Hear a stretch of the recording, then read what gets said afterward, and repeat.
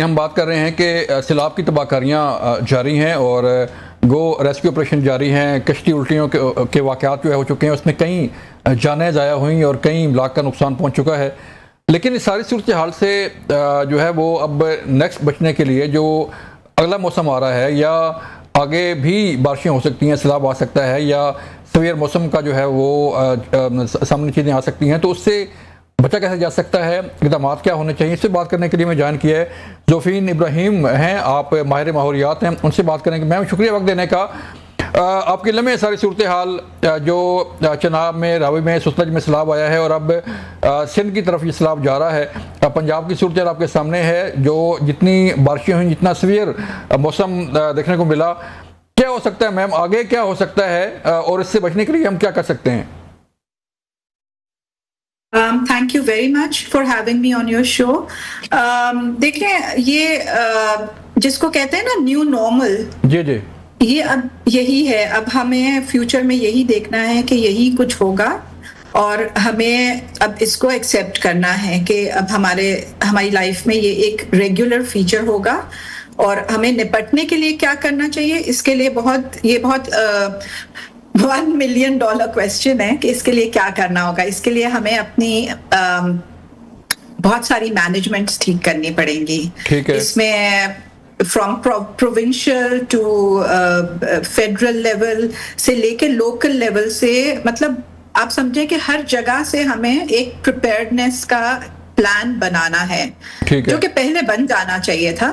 लेकिन चले, वो अब पास्ट को हम नहीं रोते हैं, अब हम अभी तो कुछ कर सकते हैं। मैं आपको एग्जांपल देती हूँ कि लोग बातें करते हैं स्पंज सिटी।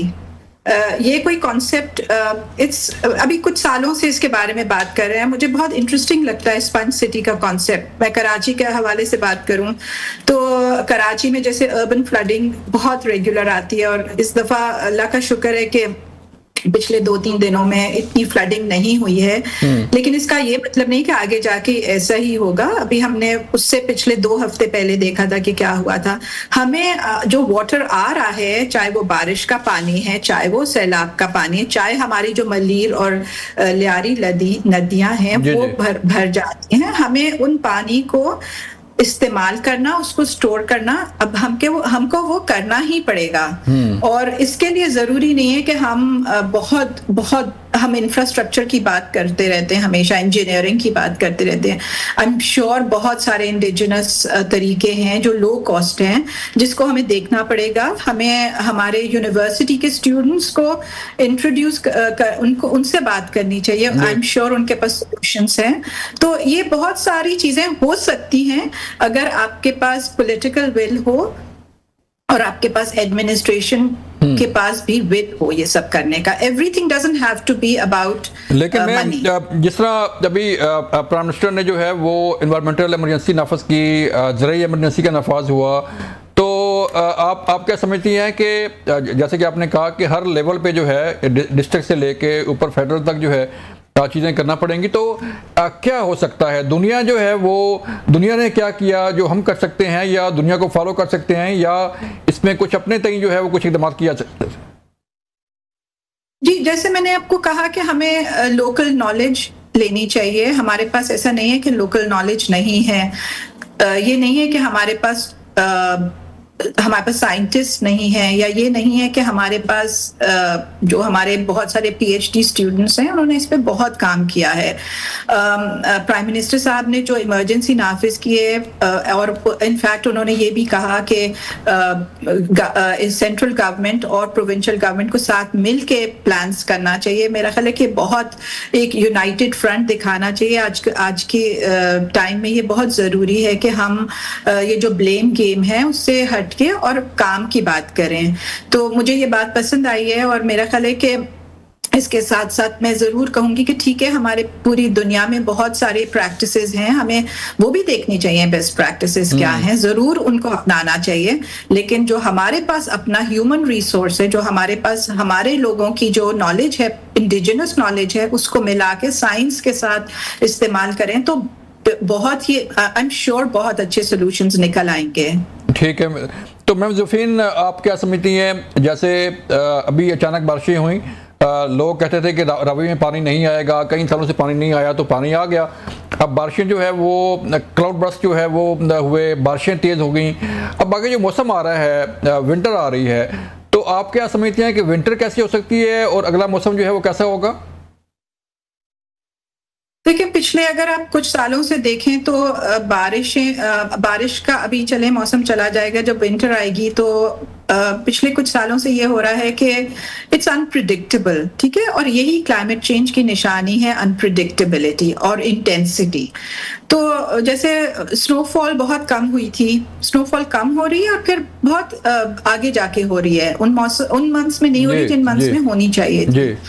जब उनको इनफ टाइम नहीं मिलता स्नो को to be on the mountains और इन फ्रीजिंग टेम्परेचर, तो तब तक समर आ जाता है। जब टेम्परेचर इंक्रीज हो जाता है तो वो बर्फ को इतना टाइम नहीं मिलता कि वो जमे और वो पिघल जाती है। जब बर्फ पिघल जाती है तो वो वहां पे क्लाइमेट बहुत ज्यादा, जो टेम्परेचर है ना बहुत हाई हो गए हैं, तो बर्फ पिघलेगी तो जाहिर है उससे भी पानी रिवर्स में बहुत आ जाएगा, जल्दी आ जाएगा। सो पूरा अपने साइकिल जो है, अपने माउंटेन्स का भी जो इकोसिस्टम है वो भी डिस्टर्ब हो गया है।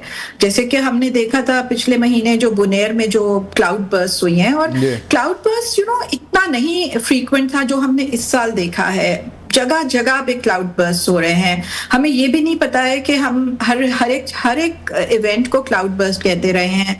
तो we need to educate ourselves, we need to know why it is happening. We scientist already know why it's happening. अब इसका इजाला क्या करना है वो हमें वो हिकमत अमली अब अपनानी पड़ेगी। जैसे कहा जाता है कि जो है वो पानी स्टोर करने के लिए डैम बनने चाहिए, नहरी निज़ाम जो है वो बेहतर होना चाहिए, और दरियाओं को एक्चुअली ये भी है कि दरियाओं को रास्ता देना चाहिए। दरिया जो है वो दरियाओं का रास्ता रोका ना जाए, बल्कि उन्हें ज़्यादा जो है वो रास्ता दें, और ताकि पानी फैले और निकले। तो इस जारी बात है, अब चेंजेस आ रही हैं, बारिशें ज़्यादा होंगी, फिर फ्लड जो है वो आ सकता है। तो डू यू थिंक के डैम जो है वो ज़रूरी हैं, जो रिजर्वायर हैं पानी के वो बनने चाहिए?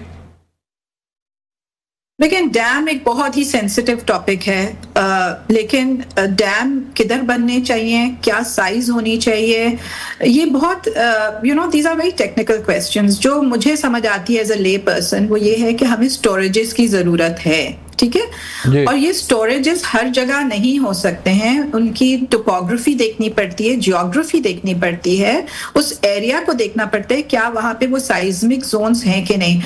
बड़े डैम्स की जहां बात होती है तो बड़े डैम्स तो पाकिस्तान एक कैश स्ट्रैप्ड कंट्री है ऑलरेडी। आपने अभी बताया कि एग्रीकल्चर इमरजेंसी नाफिज की गई है, उसमें आप अगर समझते हैं कि हम बड़े डैम्स बना सकें तो आई थिंक कि हमारे पास इतने वसाइल नहीं हैं। हमारे पास जो इजी सॉल्यूशंस हैं हमें वो अपनाने चाहिए। कुछ डिफिकल्ट डिसीजंस भी लेने पड़ेंगे जो कि पास्ट में जैसे एनक्रोच लैंड जो रिवर के आसपास था, रिवर बैंक्स के उधर लैंड दे दिया गया, उसको यूज किया गया, उसको लो कॉस्ट हाउसिंग में तब्दील किया, या रिवर की डायरेक्शन चेंज कर दी। तो अब ये सब चीजें अब आपको हटानी पड़ेंगी, ठीक है, मगर इसका मैं ये नहीं कह रही हूँ कि आप आप बिल्कुल हटा दें। आपको इसके लिए जरूरी है कि पहले आपके पास उनको रिप्लेस करने के लिए जगह दें लोगों को, ताकि वो जा सके वहां पे। ऐसे नहीं कि आप उनको इधर से उठा के उधर फेंक दें। तो ये चीजें मतलब बहुत ज्यादा सेंसिबली और विद सेंसिटिविटी करनी पड़ेंगी, लेकिन करनी जरूरी है। ये these are difficult, very very difficult decisions, but these need to be taken now. Karachi की सूरत हाल पे थोड़ा सा मुझे बताइएगा कि थोड़ी सी बारिश होती है और कराची जो है वो नदी नाला जो है वो बन जाता है, हर तरफ जो है पानी पानी। तो कहा जाता है कि कराची जो है वो सतह समंदर से नीचे है, इसलिए ज़्यादा जो है वो वहाँ पे इफेक्ट होता है। तो कराची के लिए क्या समझती हैं, कोई खास इकदाम होने चाहिए? जैसे मैंने आपको कहा ना कि मुझे आइडिया बहुत पसंद आया about sponge cities, and it is a very doable thing. इधर ये होता है कि आप कुछ एरियाज को वेटलैंड्स बनाएं, कुछ एरियाज में आप कंक्रीट इतना ना यूज करें, बट परमिएबल पेवमेंट्स बनाएं ताकि पानी एब्जॉर्ब हो सके। फिर आपको चाहिए, और उसके अंदर अवाम भी शामिल है, कि ये जो हम कचरा बहुत ज्यादा इधर उधर फेंक रहे हैं, हमें अपने कचरे का निजाम जो है सॉलिड वेस्ट का, म्यूनिसिपल वेस्ट को, हम सबको उसके लिए सबको मिलके काम करना है कि हम इस तरह बेदर्दी से उसको इधर उधर ना फेंकते हैं, क्योंकि वो नालों में ही जा रहे हैं और वो जो ड्रेन्स हैं वो क्लॉग कर रहे हैं। और जो जब वो उनको इट इज नॉट पॉसिबल कि आप म्यूनिसिपैलिटी को कह दें कि आप ये आपकी वजह से हुआ है। देखिए, हमारा इसमें हाथ इक्वली है कि हम लोग as citizens, as residents of Karachi, हम ये समझते हैं कि सब काम गवर्नमेंट को करना है, कुछ अपनी जिम्मेदारी नहीं कबूल करते। तो ये भी बहुत जरूरी है कि हम ये काम करें कि, और फिर ऑफ कोर्स एनक्रोचमेंट जो है हुई हुई है, एनक्रोचमेंट बहुत जरूरी है। वो गवर्नमेंट ने क्यों करने दी in the first place, when the government knew कि ये it is coming in the way of those drains. ठीक है, तो ये जो पुराने, but again I don't want to beat about the bush के पुरानी जो गलतियां हुई हैं, हमें आगे बढ़ना है और सबको आगे बढ़ना है, तो सबको काम करना पड़ेगा।